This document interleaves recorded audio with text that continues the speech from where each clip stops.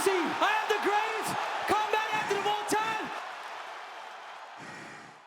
What's up, everybody? Welcome to this episode of Tell the Tape. I'm your host, Henry Cejudo, aka Triple C. On this episode of Tell the Tape, guys, I'm breaking down Canelo Alvarez versus Jermell Charlo. Guys, this fight is super anticipated. It's going on this weekend. Does Charlo really have a chance against Canelo? These are a lot of the questions that a lot of us have, and I am here to break it down. Guys, this episode wouldn't be possible without our sponsor. That's right, Cookie Code. You guys want all natural ingredients. You guys love cookies and cream. You guys love cinnamon swirl. You guys love it all.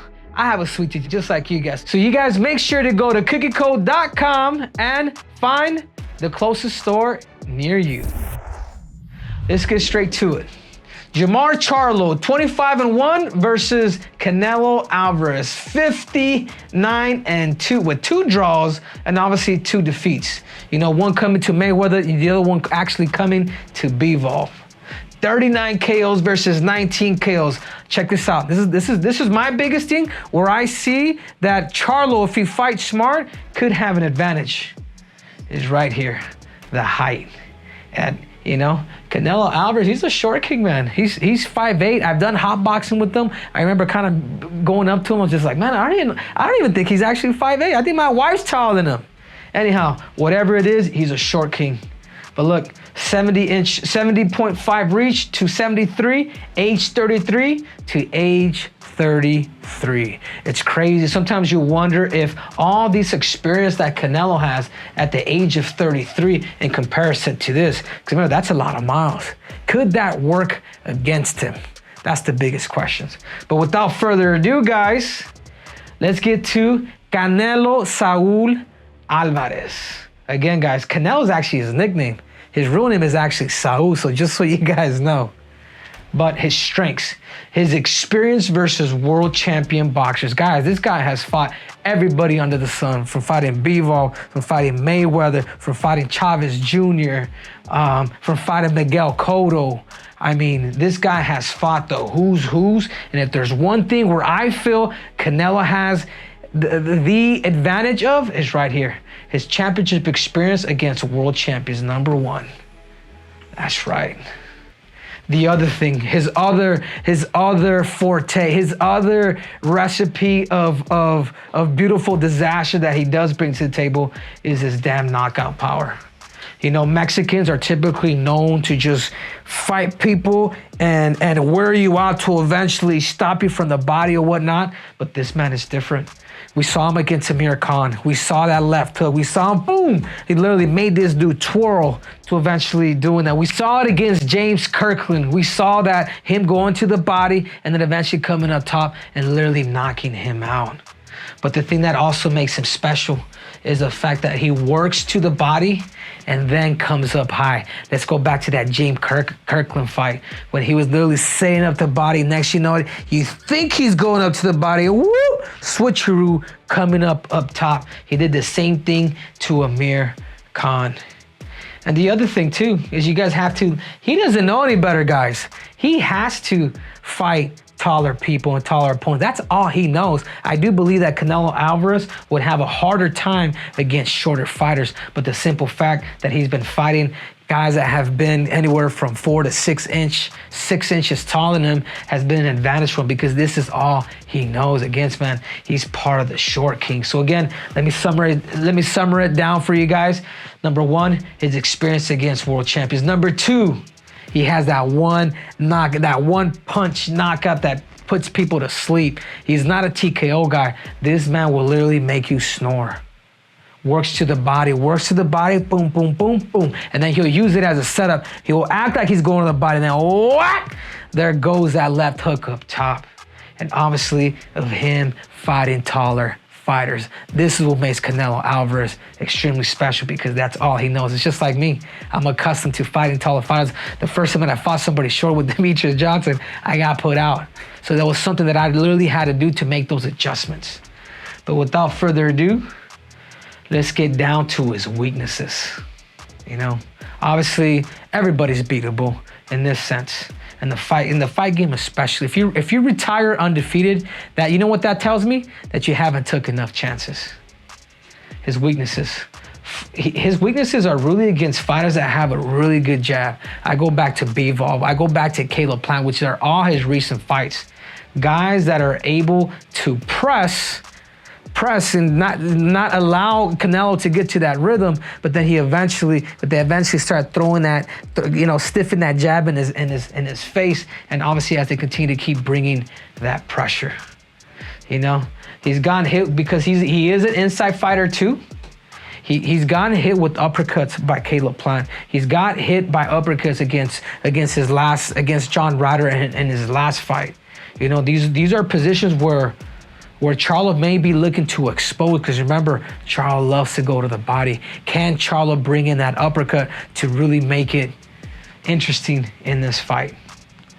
And can be overly aggressive looking for KOs. Sometimes he gets that Mexican in him where he really wants to put somebody away, and he could blow his wad, man. He could blow his wad like he did against John Ryder in that beginning. Like he was really trying to put a performance for that Mexican crowd. And then you slowly start to see him kind of deteriorate when it comes to round 10, 11, 12, and particularly those championship rounds, which is round 11 and 10. Can be overly aggressive looking for a KO. Has looked fatigued in recent fights. Sometimes you wonder. We saw this whole thing with Oscar De La Hoya. Canelo's golfing too much, man. I don't know if that's a Mexican-American accent. But anyways, this could be true. Once you start serving two masters, man, like something will hinder. You always have to make sure, if you're gonna be in the hurt business in boxing, you cannot be just having fun playing golf. You gotta stick your ass in the gym, because something will fatigue. And I tell you what, guys, this is a lot of arms. Like golfing is, as crazy as it sounds, because I believe it, because I've seen people literally I've seen it happen to people. You have to be careful. But without further ado, let's go to Jermell Charlo, his strengths. He uses his reach very well. Also, he has a long jab, like he really does. With this reach at 6 foot, and he's going up 2 weight classes, obviously, because he's the undisputed champion at 154 pounds. But the simple fact that he knows how to use that reach, and it's not just his jab. You know what it has been too? His jab, he'll prepare it, boop, boop, to eventually go with his 1-2. His 1-2s are very underrated. If you're not careful, this dude is a basic fighter. We saw it against Austin Trout, who's able to throw that right hand and catch him. Goes to the body. He fights a lot like Errol Spence. Obviously, they come from the same trainer, but they're very good defensively. Prior to Errol Spence's beatdown by Terrence Crawford, but they're very similar in that sense. And the other thing too, he's a great counterpuncher. He's aggressive, he's offensive, but he also likes to counter. And that's something that with him and Canelo, the fight, it makes it interesting, because when you get somebody that's offensive, willing to take risk, and especially the fact that he's changed a new trainer and he's been on this knockout streak. Knocking somebody out, typically, guys, it's an attitude. And when you have that attitude, you're willing to go to another trainer to take you there, that makes him dangerous. His ability to adjust to mid-fight. He has that ability in the later rounds to literally get better. And there's fighters like that, but Charlo is actually one of them. Speed advantage going up in weight. Think about it, guys. He's 154. He's going up a weight. Guys, the first time that I went up from 25 to 35, I noticed the speed difference, even now. Like, you know what I'm saying? Like being a smaller opponent gives you those attributes in order for you to be faster, be quicker, be a little bit more explosive. His weaknesses. Gives away early rounds. Again, the reason why he's able to peak in the later rounds, sometimes it takes a fighter to get hit. Sometimes it takes a fighter to be down in order for him to actually come up and actually start getting better. He gets emotional. If you watch him in a lot of his recent fights, if you start to fight with Charlo, he'll fight with you. If you hit him, like he'll just go for broke. Sometimes he will lose his mind. And we saw that against Castaño, the first fight. We saw him just get into this slugfest with him, right? his lack of high-level championship experience. If there's one thing where Canelo does have him, if there's one thing, experience. So some of the most important things that we may have as fighters, and the reason why Canelo has had longevity in the sport of boxing is by the simple fact that he's been fighting at the age of 15, and not just that, but he's been fighting all these future Hall of Famers. Do you know what it feels like to go to a 12-round fight, and then not just that, but the media is going to be behind it? Like, this is something that Charlo has never seen. It's different. If you're not there, if you're not ready to arise to the occasion, you might want to be careful. Canelo Alvarez recent fights. John Ryder. You know what? People are talking a lot of shizness about Canelo. And knowing Canelo, what he's done in the past with that fight, yeah, did win that fight decisively with John Ryder? He did. But did he look like the Canelo of before? No, he didn't.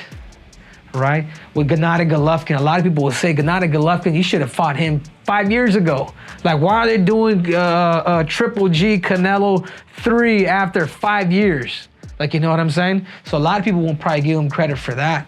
And obviously, Bivol, the guy that really used, you know, he decided to go to 175 pounds. He decided to, all right, man, I'm going to big boy you. Use his jab, pressed him, didn't allow the little guy to strategically get off on him. And then obviously Caleb Plant stopped him. I want to say he stopped him either in the 10th or the 11th, but either way, he looked good against Caleb Plant. Besides those uppercuts coming in on him from Caleb Plant, Canelo looked really good. Yeah, Jermell Charlo, he's super impressive, and these. I know. I remember. I watched the fight when he lost to Tony Harrison. I remember that fight. I remember watching that fight. I'm just like, man. I just called him the twin. This twin just got robbed, like legit, just got robbed. But look at what this dude's able to do. Ends up stopping this dude within round 10 or 11. I want to say he stopped him in the 11th. From losing a controversial loss, to be able to come back and actually knock him out. With Rosario, KO'd him too. All those straight punches, boom, boom, going to the body, boom, boom, coming up top, really fatigued his body. And then to eventually, obviously, again, win a draw, which says a lot about Charlo. Win a draw against Brian Castaño to eventually say, hey, you know what? We're going to fight again, and this time, I'm going to stop you. Went to the body, fatigued and coming up top. I mean, this dude stopped him in the 10th round. In other words, what I'm trying to say is there's a dog in this dude. We cannot count this dude out necessarily because there is a dog and he has it in him and he's willing to come back and then finish both of his opponents, who one was a draw and the other was a controversial win. They come back and beat him. That says a lot about Jermell Charlo. So who's gonna win, guys? Again, guys, I'm here to tell the truth, the whole truth, and nothing but the truth. These guys fight very, very similar. Like, they really do. But the only thing is, Charlo, you're skipping 2 weight classes, and we do have to respect the game. I go back and I think of what Canelo did about going up from 68 to 175 pounds and going up against Bivol. He got controlled. He got manhandled. Even though I do feel like you are the taller opponent, do you have that power? Do you have the power to hurt somebody who is accustomed to fighting taller opponents his whole damn life? Just based on championship experience, just based on the fact that they picked you instead of your brother, just lets me know that they're super confident on this fight and they want to create a storyline.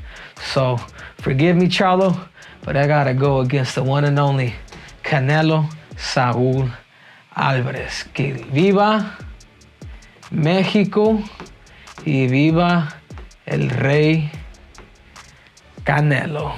So again, guys, thank you guys so much for watching Tell the Tape. I'm your host, Henry Cejudo, aka Triple C. And again, guys, this video is brought to you by the one and only Cookie Co.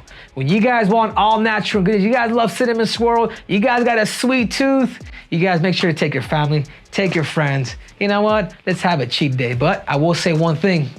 It's all natural ingredients. So you guys make sure to find a local store near you. That's right. You guys go to cookieco.com and find a store near you. I'm your host, Henry Cejudo, aka Triple C. Till next time, I'm out.